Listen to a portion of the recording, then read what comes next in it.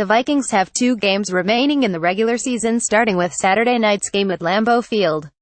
Their playoff scenarios range from very easy to very complicated, so this exercise, whereby I will try to help you figure out which teams to root for this weekend in other games, is either a complete waste of time or very helpful.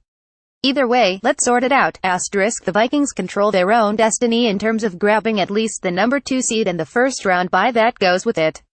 If they win their final 2 games, they are out of no worse than the number 2 seed, though the only way they could get the number 1 seed is if the Eagles lose their final 2 games.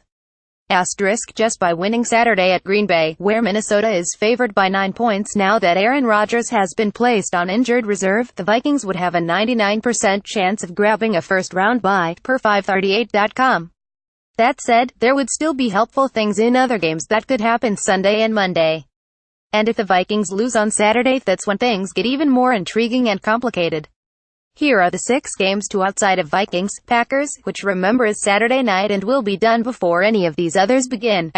Buccaneers at Panthers, win or lose Saturday, the Vikings want the Panthers to lose Sunday.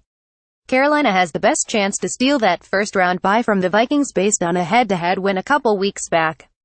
The Panthers are 10-4 and trail Minnesota 11-3 by 1 game.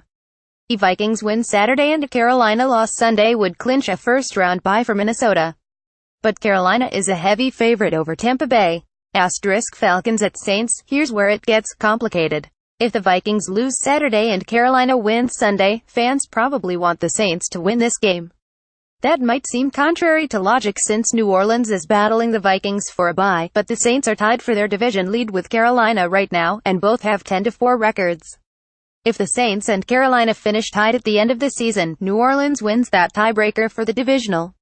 And then if the Vikings and Saints finished with the same record as division winners, say, 12-4, Minnesota would win that tiebreaker based on a head-to-head win and still get the number 2 seed. What the Vikings absolutely don't want is for Carolina to finish 12-4 while no other division winner aside from the Vikings finishes 12-4. That said, if both the Vikings and Carolina lose this weekend, the Vikings want the Saints to also lose because it would improve their chances of getting the number 2 seed. Rams at Titans, this is almost an identical scenario to New Orleans. If Carolina wins, the Vikings want the Rams 10-4 to win because that would help them keep pace with the Panthers. If Carolina is able to top the Saints and win its division at 12-4, the Vikings could still be the number 2 seed if the Rams and Vikings also win their division with 12-4 records. The reason in a 3-team tiebreaker, head-to-head wouldn't be an issue in this case because the Panthers and Rams didn't play. The tiebreaker used would be conference record, and the Vikings would win that and be the number 2 seed. The Vikings would also win a 3-team tiebreaker if they finish 12-4 atop their division while the Rams and Saints also finish 12-4. But if the Vikings and Carolina both lose, the Vikings would want the Rams to lose. Essentially, if the Vikings lose on Saturday, they want the Saints and Rams to win if the Panthers win, and they want the Saints and Rams to lose if the Panthers lose. Worst case scenario is Vikings lose, Panthers win, Saints lose and Rams lose.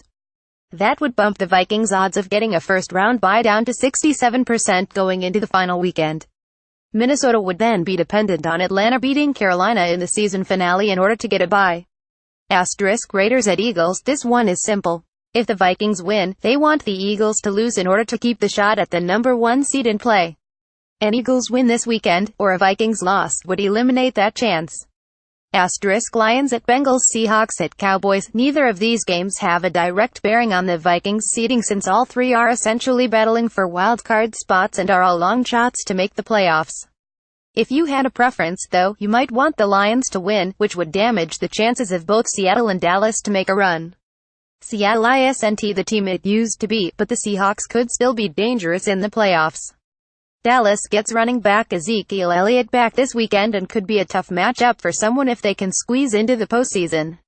Detroit did beat the Vikings at home earlier this year, but I'd take my chances against the Lions in the playoffs before either of those other 2 teams. Detroit and Seattle wins this weekend would eliminate Dallas and would set up the Lions to have a chance to make the playoffs in Week 17. Michael Rand started Randball with hopes that he could convince the world to love jumpsuits as much as he does. So far, he's only succeeded in using the word redacted a lot. He welcomes suggestions, news tips, links of pure genius, and pictures of pets in Halloween costumes here, though he already knows he will regret that last part. Follow @randball on Twitter.